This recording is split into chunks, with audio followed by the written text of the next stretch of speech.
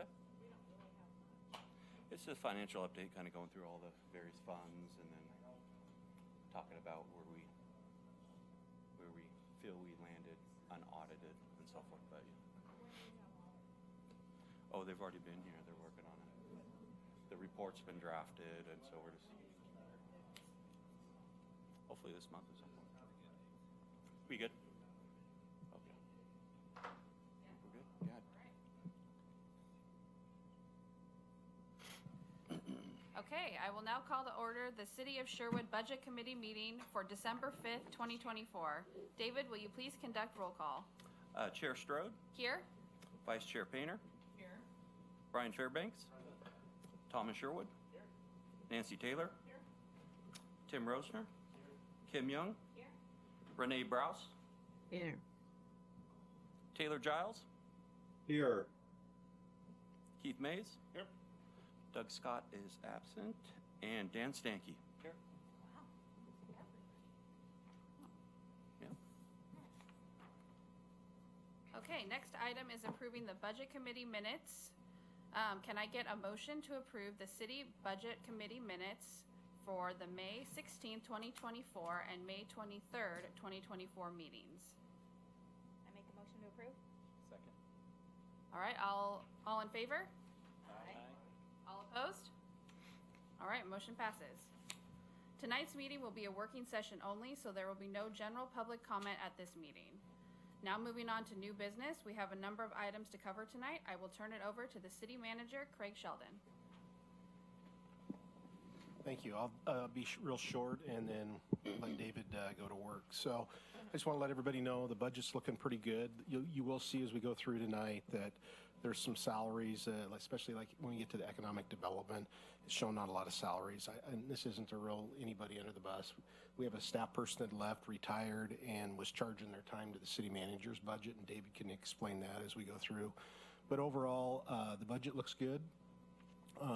In my opinion, as well as working with David on that. We've been meeting, there was a couple months we didn't meet with department heads just at the beginning because David's finance team doesn't have stuff completely wrapped up going, August and September, but we get back to meeting on a monthly basis. We'll be kicking off budget here pretty soon and doing projections and some of those things. You will notice when we start talking about projects tonight, there's some projects that there hasn't been a lot of money spent on, but we will be spending like the Ped Bridge. This next time we'll probably eat up the $4 million or so that, or $3 million that we've received from ODOT and some of those, and Ice Age Drive as it moves forward, as well as the Brownsfield Council just approved agreement last night. So we'll start spending money just because they're not showing a lot right now. Stuff is going on. So if you have any questions for me, more than happy to answer as we go through, but I'm going to let David go to work. Yes, and just to add on, yes, we are spending money, and I just signed off on a Ped Bridge check today, so yes. That amount's going to increase. So It's okay not to spend money. all right, so I put together a packet, a little bit of financial update, and I'd like to get feedback at the end, or if you want to think about it, thinking for future meetings, is this kind of the format that this committee is thinking about? So the first slide I'd like to talk about is beginning fund balance update. During the spring, we try to project where we think we're going to land. Not everything, of course, works out as planned. For the general fund, it looks like we're going to come in about $70,000 better than what we projected, which is not a bad thing. We're very close to our projections, and by being close, that gives the budget committee the best. I hate to interrupt here. For the audio visual people there, is it blocky in person there? I can't even. Can you read that, Renee, at all? The numbers? I can see it if I squint. It's also in your packet that was emailed. I understand, but we're recording the video, and so I just wanted to see if we. It's a common problem. With the numbers, I just don't know if it can be read at all in the video. I can't. So anyway, I'll talk to you after about it. I thought they could maybe use a higher res Brian sees PDF all or this something. Brian's looking at it on his phone and it looks fine. Okay, all right. It might just be the Zoom compression. All right. I know this is the first time that I think that TV has been on, so. Yeah. Yeah.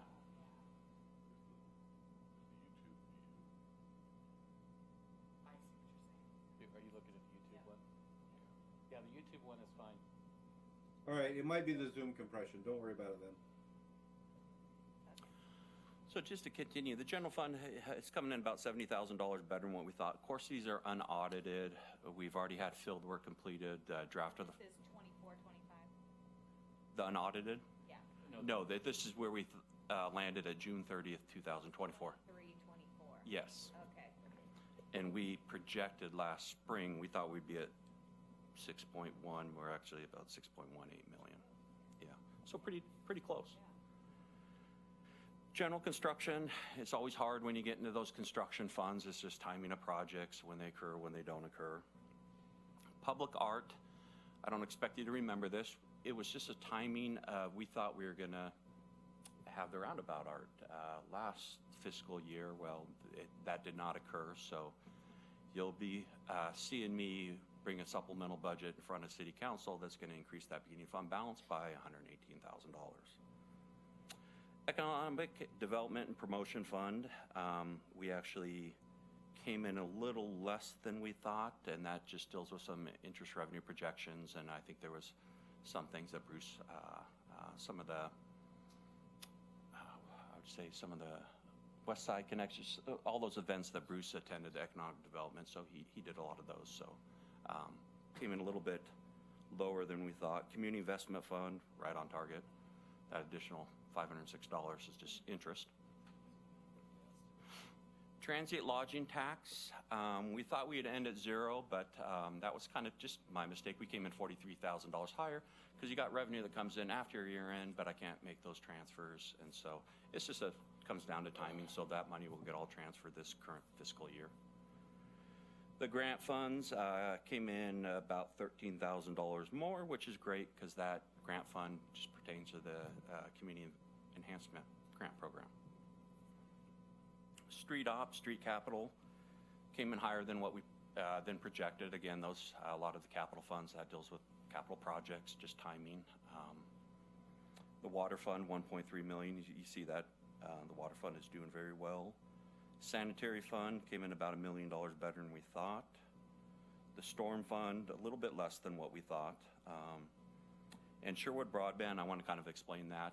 We thought we'd spend through all the money. I don't know if you recall, but the URA portion of that is being built out by the Urban Renewal Agency. We thought we'd spend through the rest of that money last fiscal year. There's still about $1 million over in the URA for broadband for us to spend out of the URA fund.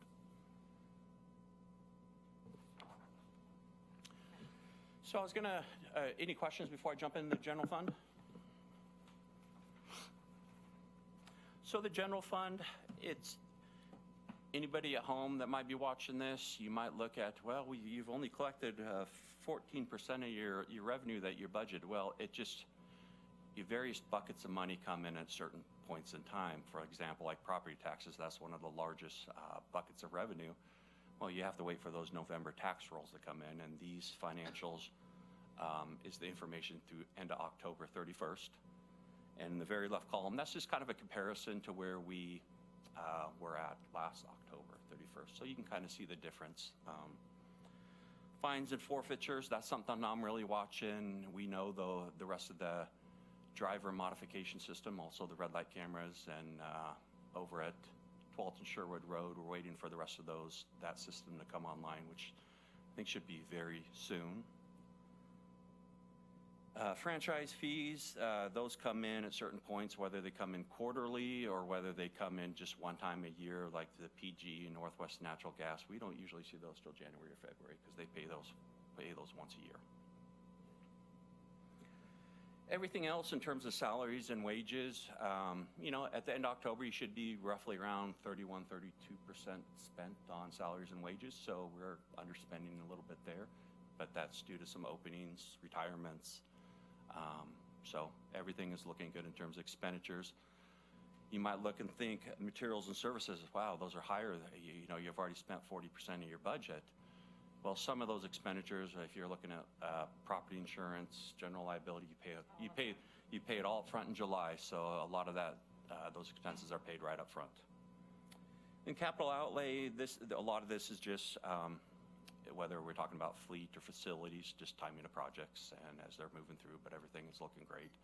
I don't really have any concerns in the general fund. I can say that property taxes are coming in right where we thought during the budget, being conservative in our forecast, and then the growth of property taxes. So we're going to come in right around that figure. So there's not going to be a lot of extra in that property tax revenue category. A couple questions. Yep. And then a suggestion. On the charges for services. Yes.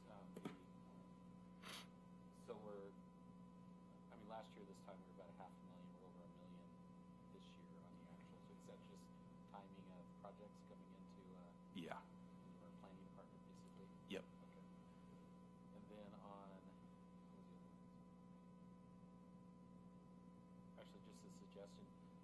You know, the percent of approved budget is kind of, to your point, it doesn't mean a lot because the seasonality on all these dollars Yeah. is very different. But what might be really useful is a column that's just the percent delta over the previous year. Okay. That's more meaningful in terms of, you know, through October of '23 versus this actuals through October. I think that's more meaningful for us to look at. Otherwise, it's great. Thank you. A great suggestion, though. I'll make sure to incorporate that for the next meeting. Oh. Tim, there is one thing about having a percentage, and that is, as a person looking at it from home, not us, it might be a good thing for them to see what percentage is left, and, you know, it might help them, even if it doesn't help us. I think that one's on when it's red. Oh, is that on when Well, it's read? that's where I was at with just, if you have the percent difference between the previous year is a more better indication of where we're at. Although, like, for the charges for services, that's all dependent on when we're getting permitting fees and stuff. But for like fines and forfeitures, you know, that probably tracks, pretty close, you know, unless their cameras are shut down or something. Exactly. Yeah. And we're really excited. I don't know, of course, the budget committee, the community or the citizen members, they were not at the council meeting, but there was a newly hired was it planning manager, Sean, that he can do a lot of things. Building official. He could do a lot of things that couldn't be done, and we had to outsource. Yeah, a lot of stuff down south to Salem, where there's reviewing some of those bigger projects, their applications. So there could be potentially savings there in the future because at times we had to ship down quite a bit of money.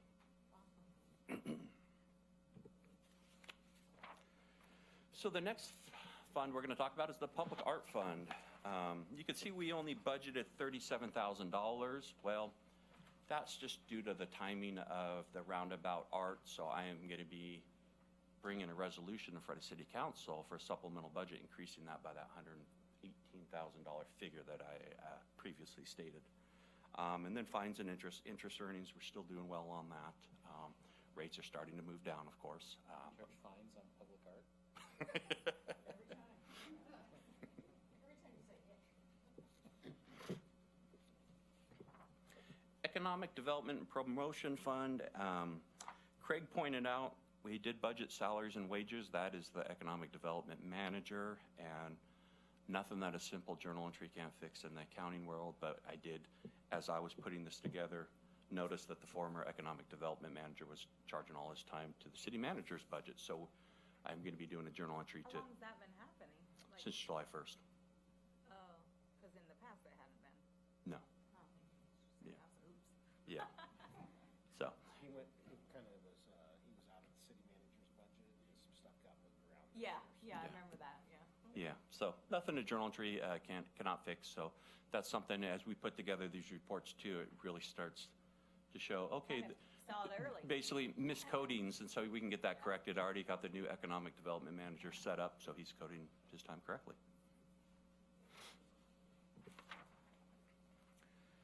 Transient lodging tax fund. As you can see, we are actually collecting more than in prior years. I don't know how much in detail I can go about that suit that was out there, but there was some, the finance manager and I noticed that revenue seemed kind of low last year, about mid-year. One of the agencies, or one of the hotel here was not paying their lodging tax for a few months.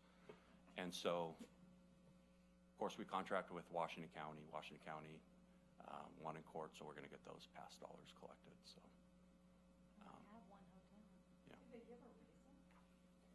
I know there's a lot of change in management over there. So when we contacted the county, because that's who we contract the transient lodging tax program through, they were already on top of it. It's just we noticed we weren't getting the funds in, and like. Yeah, we noticed we weren't getting the funds in. This was in fall of last year, and when you start to do comparisons to prior year, something seems off here. Contacted the county; they were well aware of it, already on top of it. So, which is great. Yeah. Yeah, that just finished up here, what, a month or two ago. So Yeah. Yeah. Not like that changes got a ton of hotels in Oregon. Should know better.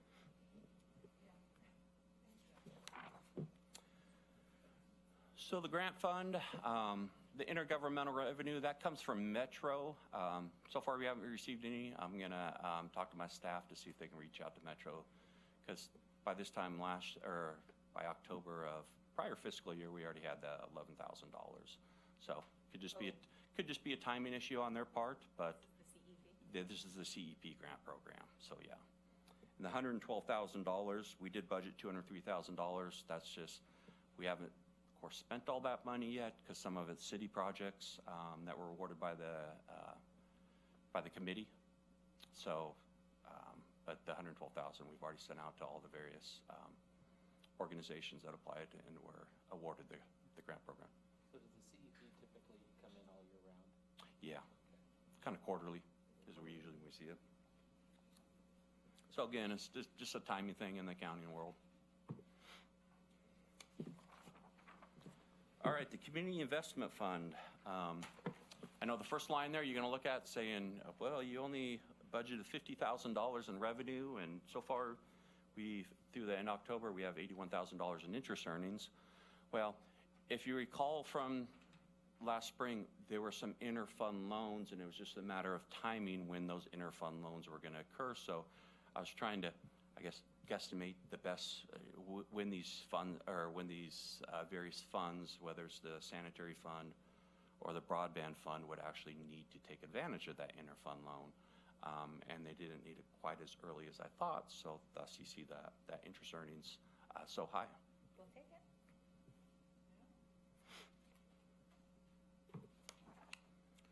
Street Operations Fund. Again, some of the intergovernmental revenue, that's all coming through the state, comes through on a quarterly basis. Their salaries and wages are in line, materials and services, so there's nothing that's glaring or concerning to me in this fund.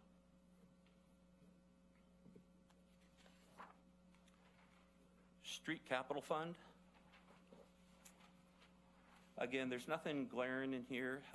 The transfer in is from the Street Operations Fund, so that's something we'll talk to my staff so we can start transferring money around. That's all in the budget. Salaries and wages. I know a lot of your projects occur during the summer, so that's when a lot of the work occurs. So that's why you might see that percentage a little bit higher than what maybe you should be typically, but it's kind of all dependent on when the street projects start. Capital outlay. I think that really has to do with the grind and inlay, and that we'll get to when we update the projects towards the end of this packet here. But again, nothing glaring. The transfer out, that just deals with, that's money that gets transferred into the general construction fund for Cedar Creek Trail. I know they're kind of working on some things there, so. So the transfer in there, the 750, so 650 of that goes towards street operations projects, and 100,000 is for the traffic calming. So council will meet next week, the week after, the traffic safety committee, that's what that money is.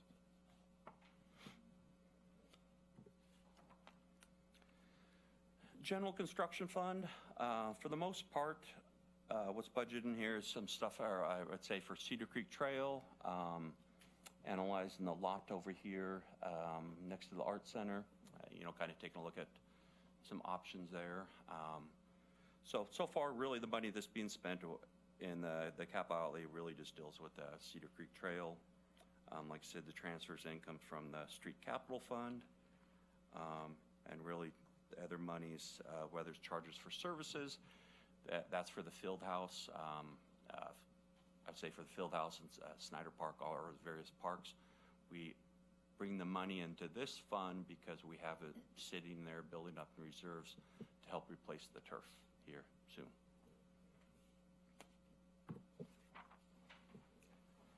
Water Operations Fund.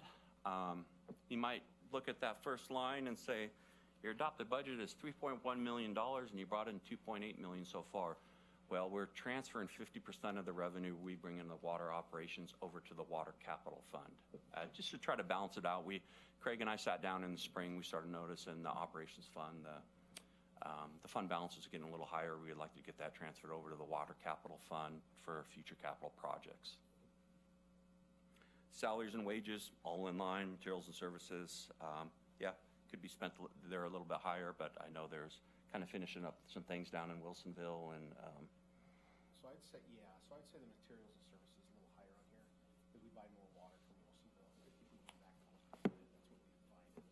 Hey, Craig, could you use your mic? Oh, I'm sorry. The month of, I thought it was on. Sorry, Counselor. Thank you. So the month of August, September, depending on the weather in October, we actually use more water. So we pay more water, and then our cost in Wilsonville goes down during the winter months, and then it picks back up in the spring, right, when people are using it. So that comes out of the material and service budget here. So that's probably the bigger reason why we're at 37, and maybe with a couple projects too. yeah, But that's a good point. it'll even out. David, quick question. Is this the fund was there a big transfer of cash from this fund to another fund to? The loan. The loan. Is it coming out of this fund? Yeah, we haven't taken advantage of that loan because there hasn't been a need, so we're waiting to the right point to actually borrow the money from the water fund. Got it. Just to save on interest costs for the URA. So, yeah. It's just a matter of about a month or two. So, because the bridge project is really picking up. That's so, good. yeah. Be exciting. Water Capital Fund, again, charges for services. You see there's been no money transferred over. So again, now this is where I can talk to my team. Let's start transferring over 50% of that revenue every month. And we'll make up for the past transfers. Infrastructure, development, and even fines, interest and other. I know there was a fee in lieu payment made in that. So that's why that looks a little higher, $232,000. Salaries are coming in line. They're lower, but it's just kind of all dependent on the water projects. So there's. And for those listening, keep in mind that when we say salaries, it's FTEs. So you might have a person that's charging to this department for this project and this department for this project. So this isn't an indication that we're understaffed or Yeah. overstaffed. It's just how things are getting charged. Yeah, I could show you Public Works' allocation spreadsheet, and yeah, they allocate all across all the various funds. That they work on a lot of things. Sanitary operations. Everything is looking good in this fund. I know this is one fund we talked about where money is a little bit tight. This is one of the funds when we get to the capital side here that we are going to be borrowing some money from the Community Investment Fund. This is all through the budget process. This is for a project, is it the sewer line at Schaumburg? Is that, yeah. And I think probably sometime in February is when the actual transfer is going to have to happen.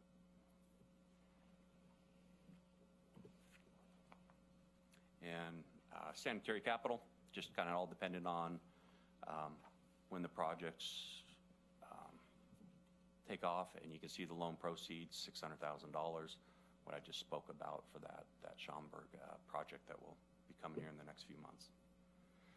And again, the capital project funds, it's really all project driven, so sometimes you might see these percentages very low, sometimes you might see them very high, but these are all budgeted in our capital improvement plan. a plan that Public Works and Community Development spent a lot of time putting it together. They bring it in front of City Council during a work session, and then to get it approved, usually in the June meeting. So they're very thorough, very extensive in their capital improvement plan. All project driven. Stormwater operations.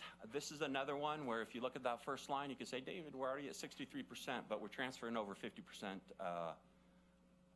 of the revenue we bring in for stormwater over to the stormwater capital. Again, we notice the operations, that fund balance is getting a little high. Why don't we get this transferred over to the capital side so we can use it, we can budget our capital projects, even help the departments out who are heavily invested and heavily involved in producing that CIP, the capital improvement plan. That whole document, we want to give them the best information possible, and of course the most dollars that we can keep this city and its infrastructure up to date and so forth.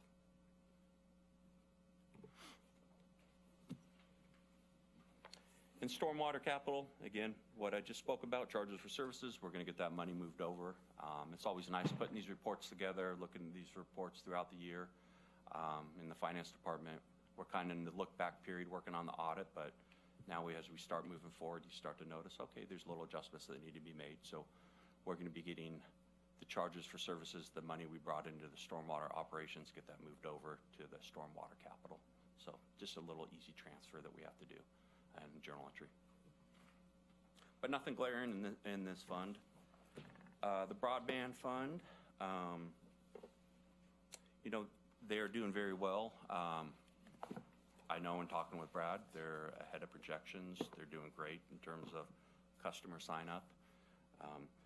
I just brought a resolution in front of City Council on Tuesday night for that interfund loan of $2.4 million. So that is actually going to occur. So for the next update, you'll see that. But in terms of salaries and wages, they're kind of splitting their time between the URA and outside the URA. So it's kind of ebbs and flows wherever they're working at throughout the city. But And for those that may not be aware, we just got awarded, we're working through the actual agreement, a $9 million grant through the federal BDP program. Yep. To expand Sherwood broadband all the way over Parrot Mountain, almost to Newark. Yeah. So we're pretty stoked about that because that'll generate some revenue for us. yes. Yeah.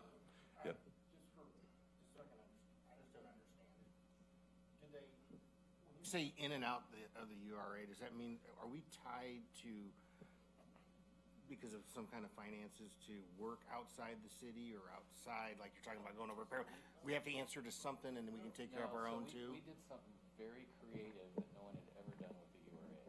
So when we set up our urban rural agency, because there's a map, which is a percentage of the city where we can do projects and where we get the TIF financing, we actually put on the map 3 feet of right-of-way all through the city where we needed our broadband backbones for a fiber to home project. So all the fiber that's going down those streets on that map within the URA is paying for it. So when he says we're splitting it, it depends on where the fiber's going. Does that make sense? That answered. Yeah. So it's the allocation. That triggered that. I was kind of confused what that meant in terms of progress, determination, et cetera. Yeah, they're spending last fiscal year and even this fiscal year about 45% of their time in the URA zone or areas in the URA, and then 55% of their time roughly outside the URA and the rest of the city boundaries. So it's one of the reasons we haven't had to ask our community for additional taxes to pay for this. So, And that's Yeah. good. Thank you.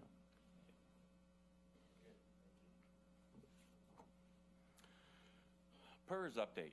before you just Oh, yeah, go ahead. So, Sorry.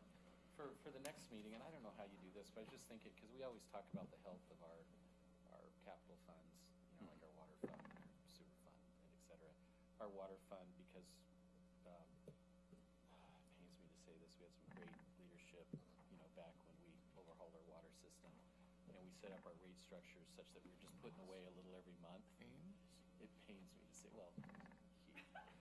but we set up our rate structure so that we were putting away a little every month. So when we had to do a major expansion of the Wilsonville plant, which we're just wrapping up, we didn't have to go out and had it. Mhm. Some funds are healthier than others, like our sewer fund. You know, there's a lot of projects we should be doing, we can't do because we just don't have the funds. One of the reasons we're going after earmarks with Representative Salinas, et cetera. Is there some way we can get like an analysis of the health of our funds? Yeah. You know, in terms of what's our project backlog versus what kind of capital do we have in each of those funds? I don't know how you put that together, but it would be good for us to review once I think a we can, quarter. Mayor, I think we can actually pull some of that information out of our financial plans for each one of our utilities we've been doing over the years. And we're just actually we got some updated costs, so we'd started working on that a couple years ago, but with the Brookman Sanitary, Rock Creek, we couldn't really move forward with the sanitary, so we're gonna be able to probably start moving forward with that study probably sometime after I'd say mid-January, February. But I think we could probably pull some of that information Yeah. on top of what finance already has to get that information to you. Yeah, because without that context, you really don't. Yeah. From this, it's hard to know, are we actually doing a good job? Are we in a good shape or bad shape? Where do we need to? Yeah, and a lot of it ties to our master plans. Yeah. How much ratepayers are still responsible for capital improvements versus SDCs. But between all three of those documents, finance should be able to pull something. Yep. Sounds good. Great suggestion. Quick question on Yeah. that. Is there any projections of the next, like, couple of years that Sherwood's gonna issue a bond for anything that you know of? No, not that I'm aware of. Yeah, I mean, Well, when you say bond, are you talking like geo bond or? what? Yeah. Okay, Like on a ballot measure, like the city does it, not the, I'm not talking. We would do everything possible not to ever have to do Yeah. that, but it's not. That's not, yeah. It's not Other on any- cities around here are not doing that. I mean, they're going out and they're We getting to like decline. getting other people's money. We Yeah. work really hard. This is why us having our 20% reserves and our healthy budget is why we're not having to do that. Yeah. That's why we have to watch that line on that 5-year forecast, and we have a lot of discussion around that line, don't we, David? Yep. You never know, but there's not been a conversation, if any, that I've, in the near term. I mean, the last bond that we asked voters to vote on was the police station. And that was 20 years ago. It was before I was elected on city council. So it was in 98 or 99. So And I think they got paid off like 5 years ago, 4 years ago. I Why remember it was coming off. 97? That was before the police. Yeah, Yeah. because that opened in 98, if I remember right. Why did, yeah. And the PD opened, or yeah, the police station opened in 2003. 2003. Prior to that, the PD was in the basement of the Moorback House. That was before my time. I remember that. I was in there as a guest. I'm not saying a thing. Well, and you notice there's no debt service fund. I mean, we've had a debt service fund, but there's no debt service fund, no update on debt service fund because any of the debt is either associated with the URA or associated with the water fund or broadband fund. So, but yeah, there's no governmental debt right now. Yeah. Tim, Hey. are other towns coming to us and asking, how are you doing this? You need to turn that to red. I think you have, right? Hers is the red one. I can't do that. There you go. Yeah. Are other towns coming to us and asking us how we're doing this? I wouldn't say so. You know, I mean, when I'm working with the other mayors and we're talking through things, I'll talk about what we're doing. But we're lucky that we started this Along. a long time ago. Yeah. Right. Before other cities, the county, they've had a $20 million hole this budget cycle, then a $10 million hole last budget cycle, which to me tells me they're not fixing the core problems, right? But so the answer is no, but that's not necessarily how it. I'm sure the finance directors are talking to each other when they meet. Do they ask you? You know, I have not had that question asked, but yeah, no, they. You know, we have a good fund balance policy, so. There are some cities that are doing well. Twelfton's doing a good job. Yeah. You know, Beaverton has been struggling a little bit. Different cities are in different situations. Like Tigard's permanent tax rate is like $1.90, where ours is 3.295. 3.295. So they're starting at a lower threshold. It's one of the reasons they had to do a public safety levy. And during the pandemic, a lot of these cities were hurt, but every city's a little bit different in the makeup of the revenue they generate. You know, the cities that relied on transient lodging tax revenue, they had some issues making it through the pandemic. The coastal cities Yeah. really suffered during the pandemic. Yeah. For sure. And at that time, the hotel was not open. So yeah. Taylor was trying to chime in. Taylor, do you have a question? Yeah, this might be just a council discussion. Would we have to bond out for a new, like public works building after we do the brownfield cleanup and stuff like, or for large capital, multi-million-dollar projects like that? URA. So it's possible, but I think there's a lot of investigating and work to be done to evaluate all the opportunities and how to do it. I would. That would We might issue bonds, but not bonds that are Yeah, like revenue bonds. revenue bonds, not taxable bonds. We can bond Okay. against future URA revenue and those types of things. That would, for me personally, that would be a last resort. And the great thing about that project is it's not like we have to do it today, right? Yeah. You know, we can wait for the timing to be right. Yeah, and when it comes to public works building, you know, first step is the cleanup of the site, which, Right. you know, could take some time. So, but we did receive a $5 million federal award for the cleanup of the Tanner site. Yeah, EPA grant. So, and Highest amount they award. yeah, it's great. Doing some good work back there east. So the PERS update, in October, PERS released kind of the expectation where rates are going to go for the next biennium. As you can see, every category is going to increase. If you're in the Tier 1 category, that's kind of the smallest makeup of our staff, 1.87%. Most of our employees fall into the middle, the OP, SRP, General Services. That's about 67 to 68% of our staff fall into that category. And then I call it Tier 3, the police department. They're going to see about a 3% increase. So, you know, these. Yeah, some of the lowest increases we've seen in PERS rates in the last decade. Yeah. I mean, you don't like to see increases, but This isn't that bad. it's not bad. Yeah. A lot of other communities and government agencies, city, school districts, counties, a lot bigger increases, just for a variety of reasons. Yeah, and when, you know, like Keith Mays was just saying, you know, when you look at the makeup of some, if you're a school district, 90% of your expenditures are salaries. So that kind of increases like these can really hurt the bottom line. So updated forecast. This is just an update from last spring, and really the only big update that I put in here was back in November at the second meeting, City Council approved the sergeant contract. The sergeants unionized. Was a law or bill was passed by the state saying that sergeants are allowed to unionize, and so our 5 sergeants here at the city unionized. I think it was at a cost of about $45,000 to $50,000 a year is going to cost us, but it just dropped us a little bit below. I don't know if you recall the forecast, we were right at 20%. So this is kind of just an updated forecast. There was no really big changes yet. Like I said, property taxes, that's one of the biggest revenue generators in the general fund. That's going to come right.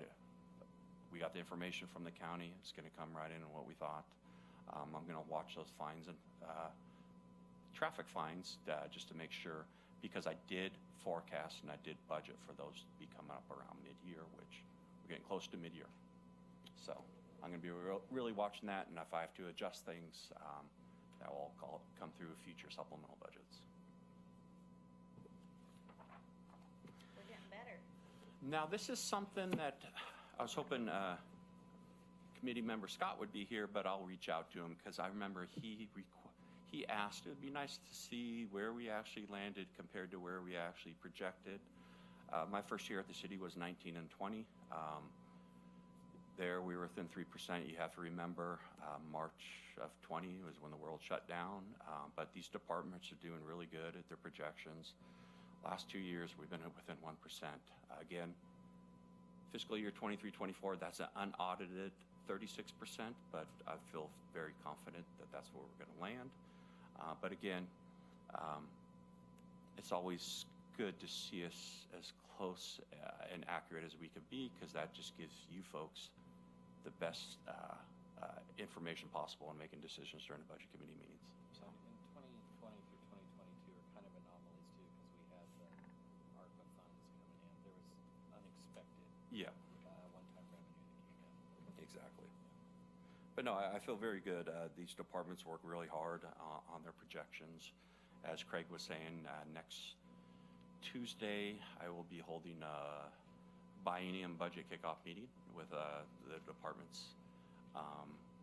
And after we get through 6 months, we send out reports for departments to start working on their projections. So it's going to start ramping up here pretty soon, budget season. Just Ready for that? as ready as I can be.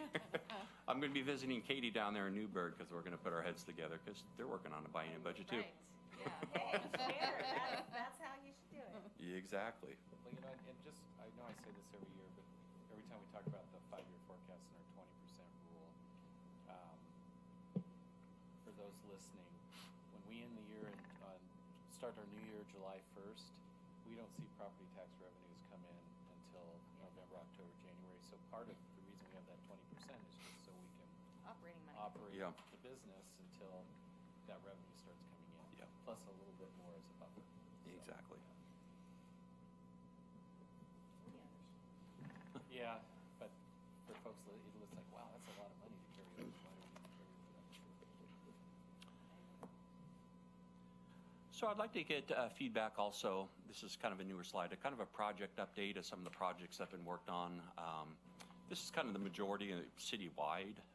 When you start looking at capital outlay expenditures, a lot of the grind and overlay projects, they occur during the summer, so that's why you see a lot of that. The Meineke Roundabout, close to my home.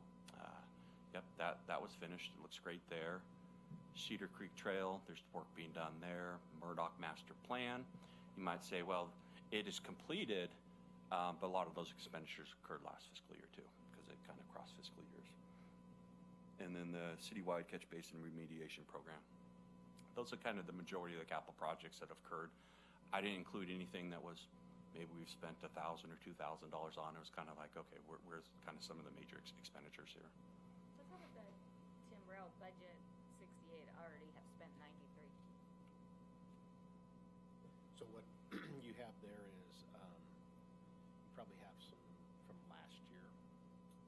When you go back on the street operations side, capital, there was 238,000, because there were some of these projects we were gonna do in June, and they probably ran over when the billing happened.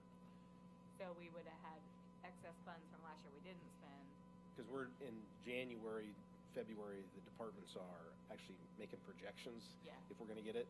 If you remember, the gas company was gonna come in by Archer Glen before we paved, and then they decided not to, and we were waiting for school. We didn't get it done in June, so. So does something like this take fix in a supplemental budget? Or would we Yeah, and follow? a lot of this will be through kind of those carryover fund balances. When I bring those in front of City Council, we're going to update those fund balances.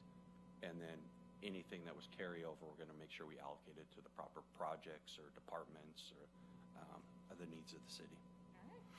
I have a suggestion, or actually for the whole group, what they think. For me, it'd be really helpful, to see these projects outside of the lens of each fiscal year. So here's the budget for the project. Here's how much we've spent on the project. You could have a note that says you could show which years you think it's going to fall out in. But in terms of like how is the project going, it's hard to That's true. interpret Yeah. that. And then I think we should be bragging about, we're doing our big water plant expansion. That should be a project on here. Did I miss it, or the bridge is on here? You're gonna see the bridge and stuff in the URA. Yeah. Oh, The water plant was completed before this budget year. gotcha. Okay. So there's some other projects we have going on, but they're smaller. Like David said, he didn't, it's kind of when you get into the streets, some of the street stuff gets done in the spring, so there's really not much spent right now. Like, there's going to be a couple sections, I believe, off of Edie towards Houston that are going to get repaired, but they're going to happen in the spring. So we didn't include these. We just included stuff that we could have bills coming in, but they're wrapping up. And like the catch basin program on here, if I was to go in and look, I'll bet you we've only spent the $9,000. It's just because some of that stuff's tied to some of the paving projects we'll be doing in the spring. So, but we did capture the other ones. It's just in the URA. Okay, awesome. And great suggestion, Tim, on that, and we do already have that information on hand when they put together that CIP master plan. We look at it. Have it all spread out. We every have it all year, spread out yeah. about how much this is the cost of the project, how much we spend each year, and Yeah. we just kind of hide all that information and just show you the next 5 years in the Yeah. budget document. So, Yeah. but I'll make sure to add a note there. Couple follow-up items. I missed one on the second point, but I don't know if there's any appetite. I know there's a little bit of discussion. Really, it's whether we want to even look at years 4 and 5 of the forecast, whether that would dip below 20%, or do we just want to continue on with, we want that to land at 20%, kind of the 5-year forecast. It was kind of a follow-up item. I said, I'll bring it back up in October. That meeting got canceled, but so I'm kind of bringing it up now, but I'm going to leave it up to the committee to kind of talk Are about you this. asking whether we change our policy? Or? Well,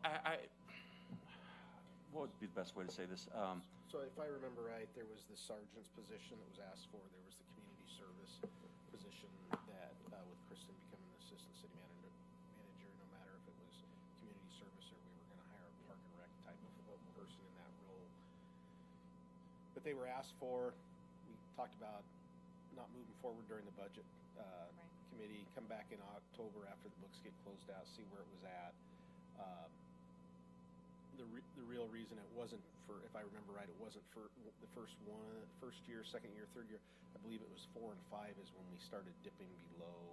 If we added them If you into the added budget. those positions. And David, did you happen to have the slide that shows what that looks like Yes, I do.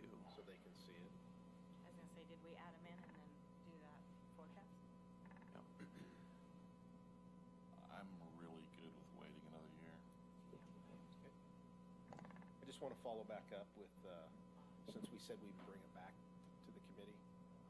This is just adding a sergeant, not even the community services. This would be, didn't you have it, David? You had it. I had it, and I apologize. This is, Oh, here you go.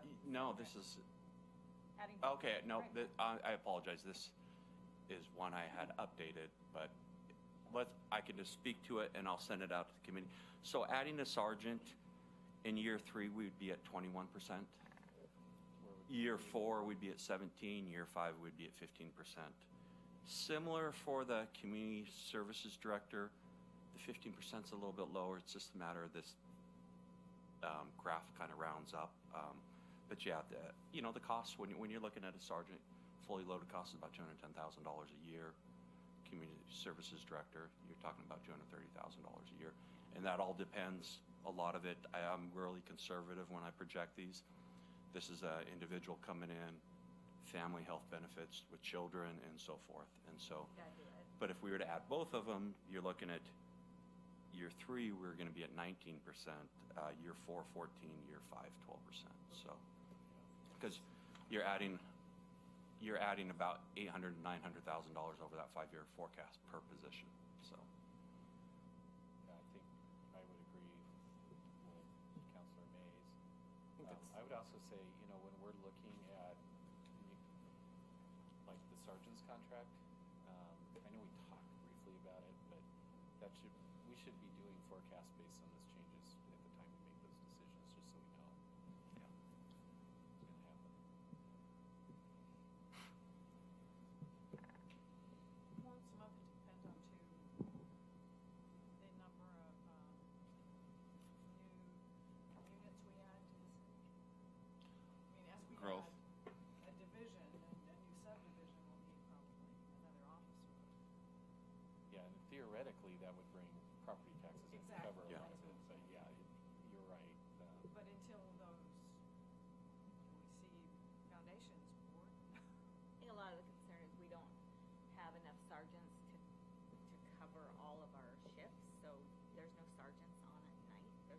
supervision. I mean, really. So they just don't have enough to cover all shifts. Yeah, that was my question. What was the window that was not covered? So it's graveyard, is what, and you have your, We have on call. we have on-call, and now that we have on-call and stuff in the actual contract, so some of the sergeants are being paid to be on-call where they weren't in the past. But it is I don't want to get into the hours that were not covered there, but it's in the graveyard shift. okay. Sometime during that graveyard shift that there's 4 hours or so. But always supervision Yep. available Right. on call, on emergency Yeah. situations, yeah. And you and Ty could change the way we're staffed as well. So that's the current operating procedure, but it's not necessarily, it might remain that way, it could change. Anyways, next? You don't want to talk about this anymore? No. Okay. I think it's a complex problem because it gets into how union contracts work in this state and seniority works, with officers and what shifts they get. So it's not a easy problem to solve where you just say, I know you've been here 20 years, but you're going to work graveyard. We're kind of, our hands are tied in a lot of ways. So, but it doesn't mean we can't get creative. And just to add on to that, at the work session, Katie, you and Keith, you brought up some good points there. There's a lot of things I'm really watching now, and one of the biggest things is our revenue's growing at X, but our expenditures are growing at Y, and our revenue growth is not keeping up with kind of expenditure growth. So that's something really as a city and as a committee and as a leadership team, we are really watching. So Okay, I have a question. Yeah. And that might be something that we don't want to talk about. So I don't okay. mean to be mean, but I don't want to give information out. No, I'm agreeing. But is there a way that some analysis could happen where we're not giving away too much information? But so what I'm thinking, just because with my background and stuff, I'm thinking, so how often are we having to do the on-call thing? Ask them.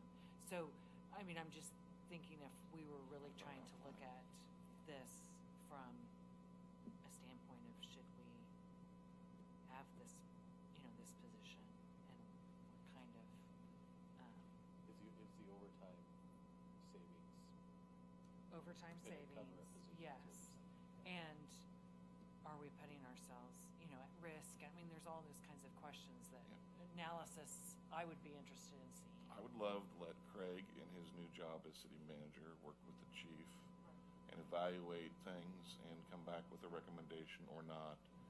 And that's what I'm saying. It would be good to have all of that before I would say, I don't want to necessarily stop the conversation, but I'd like to hear more. If it's On a the- need that you think we should Yeah. fill.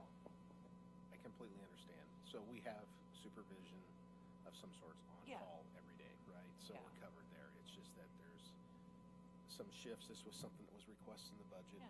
Senior leadership went through and prioritized the positions, and this ranked at the top. But we didn't fund it because it dropped it below the 20%. And really, I'm just following up with you guys since you Okay. asked us to All come right. back. I just with wanted the- to Yeah. make sure. So I think there's some work we can We're do. supportive of where we Think should. that this is something that Chief Hanlon with the Police Advisory Board will be reviewing staffing. And so it probably will get Do some you more think there's some information. stuff in the works If with the police it's on advisory? their work schedule, but it most likely will be.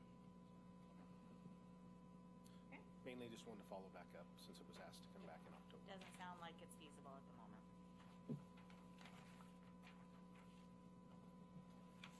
And with that, any other questions and comments before the chair adjourns this meeting? Because then we have the URA meeting right afterwards. I appreciate the updates. Yep. It's great to see where we thought we'd be. Yeah. We thought we might be better than we thought, but we're right at that spot. So that's Yeah, it's great to see the projections are really close to the actuals. So I just have one question. I know we had talked about meeting in October, like February, then we go in the budget. I'm just wondering if there's more value in us meeting like like we're doing the first week in December, because we actually have the books closed out at the end of October, that you wouldn't have that information if we met in October, because our books aren't closed out, or the first week in November. So I just kind of wanted to throw that out there, that you might get more information this time of year versus if we did it late October, the first week in November. And then really wanting to know what you think of using this as we move forward with a few changes as it's been brought up, if it works for you, if there's something else you're wanting to look at during the meetings versus what we David's team put together. Maybe meet the first week of December, and then we do another like mid-year check-in in February, and then budget. So Yeah. basically 2 times plus budget season, which I think is fine. It's fine. Yeah. Unless there's, oh, go ahead. Yeah, I just want to make sure that we have information, and when talking with David in October when we met, there's not a lot of stuff coming in because the taxes stuff is November. I just want to make sure we're providing. It needs to be a valuable use of everyone's time. Yep. Including not wasting David's time putting Right. together something that's not providing us a lot of information. Yeah. Useful information. I was wondering, is there requirement for how often we do meet as a committee? This stuff is all Bonus. extra. Okay. Normally, it Just is wanted to double check. strictly the 1 to 4 times for budget. That's it. Yeah. That's a requirement by law, and this is just something that the committee requested and part of council goals too. Just quarterly meetings, really. And I know it's always hard, as Craig was saying, that first quarter, not a ton of activity going on. There might be, but it's really those revenue buckets are not, not much is coming in there. And as a finance department, we're so focused on prior fiscal year for the audit, but, wanted to kind of get the committee's thoughts. So. I think it's valuable. There's some cities that will remain nameless that they just do 2 meetings over 2 days and that's it. And it's kind of a rubber stamp thing. Yeah. So I like this process. Having more transparency and visibility. Good feedback. So I want to make sure it's valuable time that we're here. We're not just going through 1 or 2 pages of information. So. And if for some reason there was something major that occurred or Well, happened. yeah, you can always call a meeting. Exactly. Yeah. Yeah. I will be sitting down with, or as I said, that there's going to be the budget kickoff next Tuesday. I will be sending out a budget calendar, the committee. I'm just waiting on hearing from another director to see if this time frame works for her.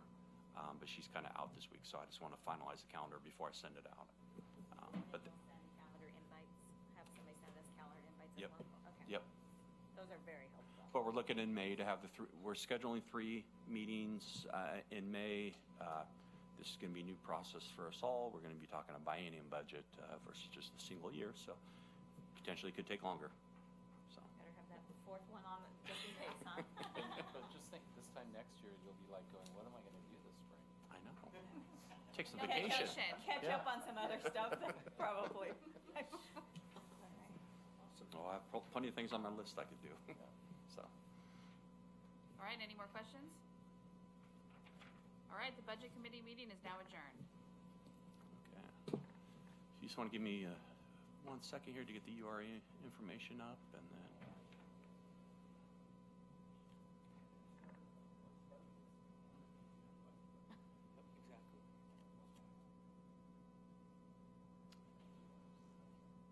Perfect. Yeah, it's going to be fun. Know anybody? Breathe in, breathe out.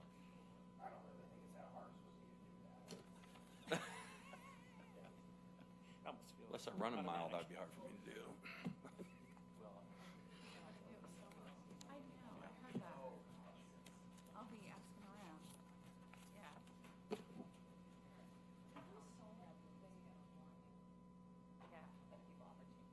Yeah, that's good. No. Yeah. But still probably have too many papers. I'm not really involved in those, so yeah, I don't really. An important, Yeah. in my opinion, important job for the mayor and council president is to recruit. People. Do we just want to wait for Atlanta to come back? Tim knows at least a couple people. I think we can get started. Okay. They're all on the same street. They're all on the same street. It's the only people he knows in town. Yeah. I already have 1 neighbor on this committee. Are we ready? We're ready. All right. right. I will now call to order the City of Sherwood URA Budget Committee meeting for December 5th, 2024. David, will you please conduct roll call? Chair Strode, Here. Vice Chair Painter, she just stepped out, but I will mark her in when she comes back in. Brian Fairbanks. Thomas Sherwood. Nancy Taylor. Tim Rosner. I am here. Kim Young. Here. Renee Browse. Here. Taylor Giles. Here. Keith Mays. Here. Doug Scott is absent, and Dan Stanky. Here. Okay, next item is approving Budget Committee minutes. Can I get a motion to approve the URA Budget Committee meeting minutes for May 23rd, 2024? So moved. Second. Second. All in favor? Aye. All opposed? Okay, motion passes.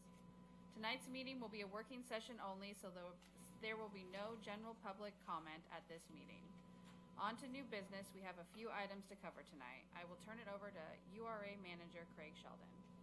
I don't have a lot on this one, besides everything seems to be going well in the URA. We got a lot of the 4 or 5 projects that has been on the council's talking points over the last several years they're moving forward. So as we go through this presentation, you'll see those projects, as well as I'll be able to talk to those projects if anybody has any questions on that, and I'll turn it over to David. All right, the first, the URA, we of course have 2 funds. We have our operations fund and we have our capital fund. But first I'm just going to talk about the operations fund.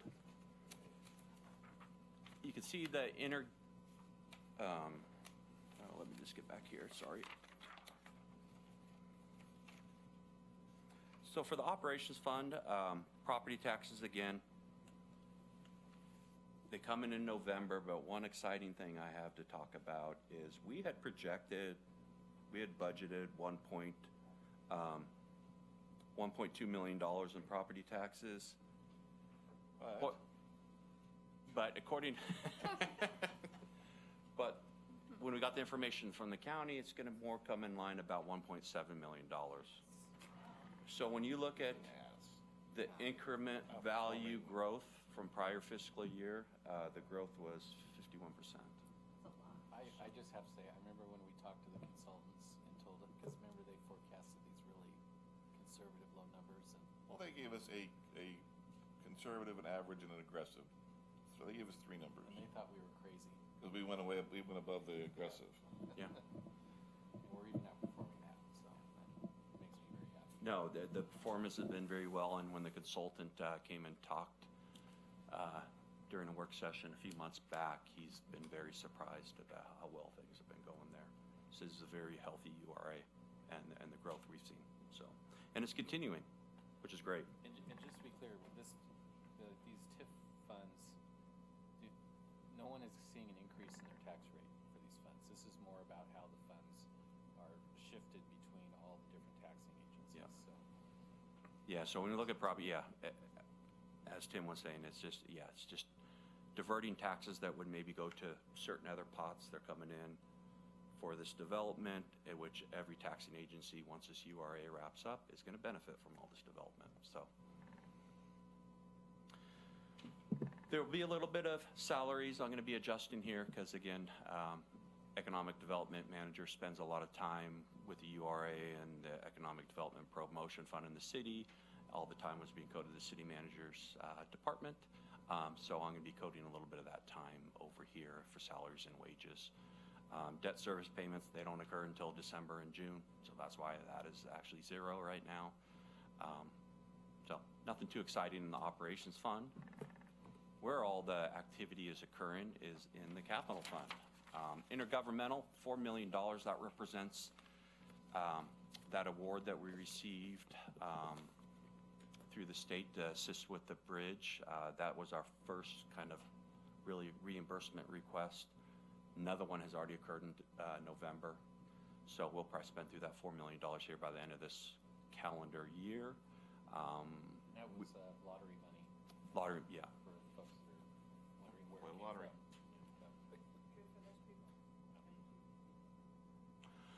Loan proceeds, Thomas, you were asking about that. That was that water loan. Haven't had to take advantage of that yet, but the bridge project and the construction is ramping up very quickly. Like I said, I signed off on a large check today to mail out to the company. So I'd probably say in the next month or two, I'll be going in front of City Council to request that $12 million. Do we, for those big ones, do we literally mail them a check? Don't be surprised. Some of them still take checks. If I was that ACH. company, I'd put it on my Alaska card and get some miles. But I am excited to announce we are upgrading our Navigator, our ERP system. We're going to call it a dead week. So next Friday, we're shutting our Navigator, our financial system down for a week to implement the new upgrades. One of those that we're going to be implementing as a finance staff is ACH payments. So that answers your question.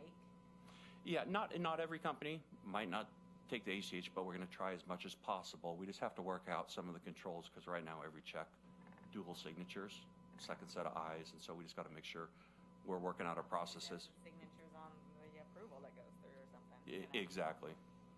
But we are looking to streamline any and all processes there in finance, and one of those ACH payments. So I don't know what the capabilities of our ERP systems, but a lot of those ERP systems allow you to do approval workflows, so you can do that all electronically. Yep. Right now with our purchase orders, we do electronic signatures. We have certain dollar thresholds that, as a director, I'm allowed to sign off on, and then Craig too, and other staff have lower thresholds. So, but yeah, it's all done digitally. And really, when it comes to salaries and wages, materials and services, this is all related to capital projects. It's not like we're charging someone there that's not working on any of these capital projects. A lot of engineering time, salaries and wages, materials and services. You're looking at a lot of the consultants, whether architects or engineering consultants. That's really where that money's being spent. Capital outlay, yeah, we've only spent about $1 million. We have budgeted $23 million, but like I said, the bridge project's really ramping up right now. So I just signed off on a $2.2 million check today. So, but it was expected. So, but I'm happy to report we haven't had to go out and get that loan yet. So we'll maximize our interest earnings just to help with capital projects. So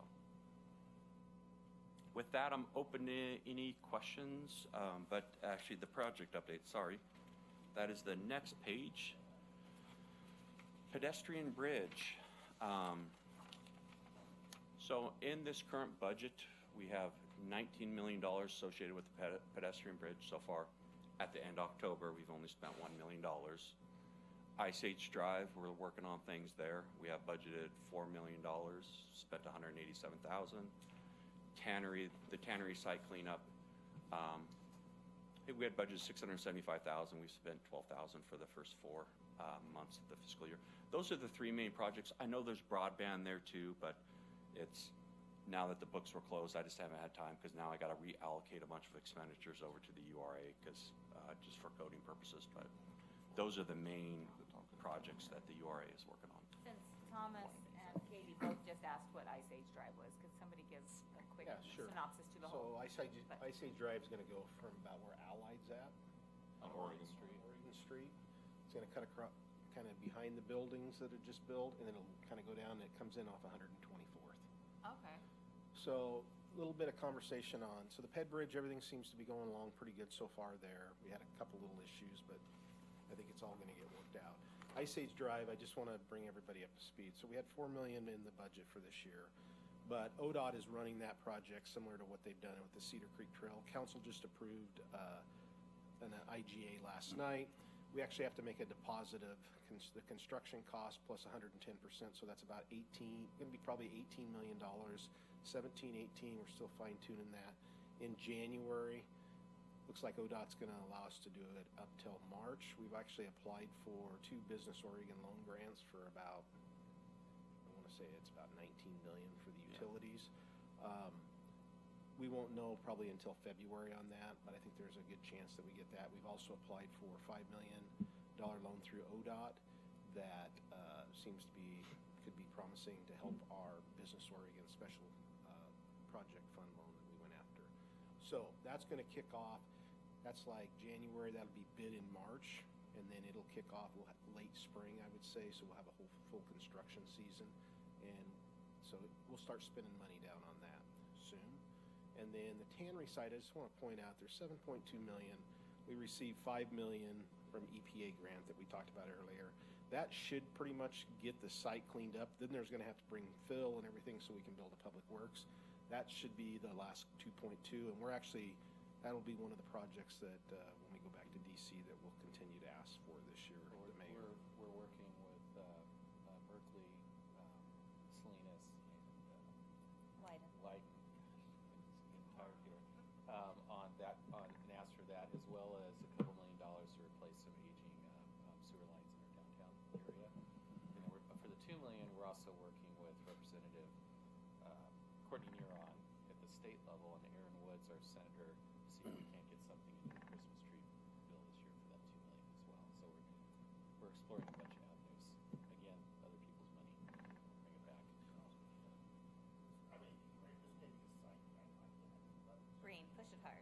Believe us, we have that challenge at council. It's like the USB. My voice is going to be really loud if I want.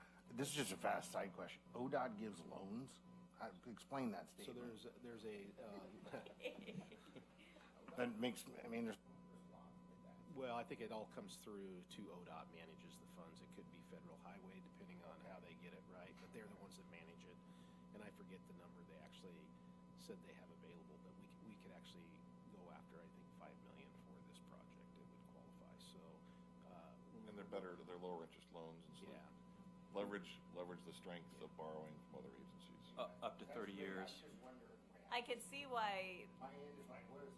Yeah, no, but it's a funding source that comes through, right? So much a year. And I don't want to throw a number how much that is, but Especially with ODOT these days having their own funding challenges. no. Like, what do you mean they're, yes. but it's How do they give loans when they're? It's on the buckets. yeah, it's for projects like this. It's got to meet certain criteria, and this one does. So Strange world out there with. And just like us, they have money in different buckets. They have some buckets where they have money to spend, and other buckets where they don't.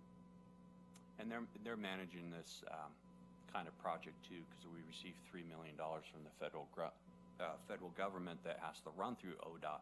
So technically, they got to manage the project. So yeah. Can you send out a picture of the Ice Age project then, since Katie didn't know what Ice Age Drive is? And we talked about it in one of the meetings, that one of the reasons why we're doing the Ice Age Drive is because it will bring development in. And that's what It opens up all the interior we put the land road there. in, they put the businesses will come You in. can, on the website, on every project we do is. But it'd be is nice in to there. have it, Yeah. if he could have just flipped it up there when she asked that question, yeah. Sometimes visuals are good too. I'll set that. Okay.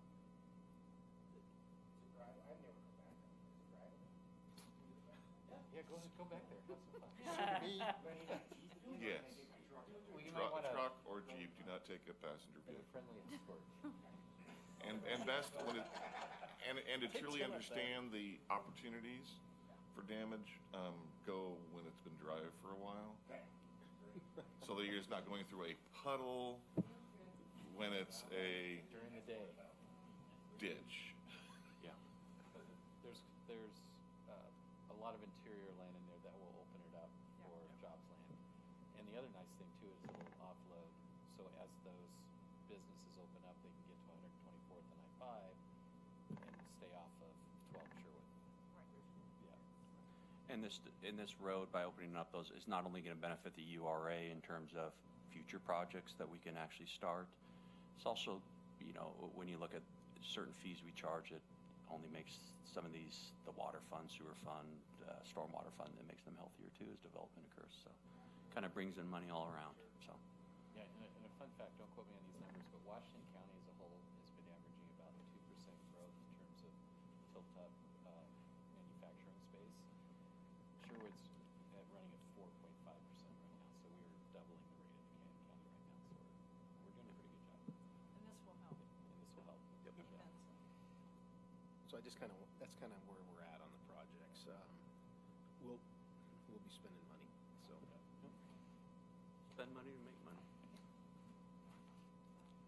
But I think it's important that we all on this table understand what this Ice Age Drive is, what impact it's going to have for very important for the URA, yeah. And for the city as a whole. For the development in the future. Yep. And you'll get some good amount of money coming back in SDC wise, Yep. as well as the URA to pay for the loan for I-6 Drive. So. Yep. And plus there'll be some property out there that in the end, once the project's done, we'll be able to sell with the city owns. So Yeah. pencils out pretty decent. Yep, it does. Those are all hearts pride. Yeah.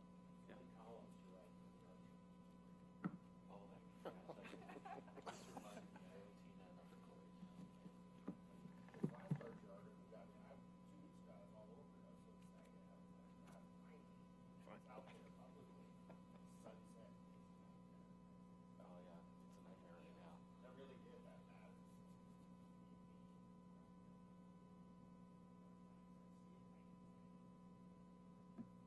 But I'll definitely, for the next meeting, incorporate those changes, requests that the committee had, so, and then continue to take feedback to fine tune the reports.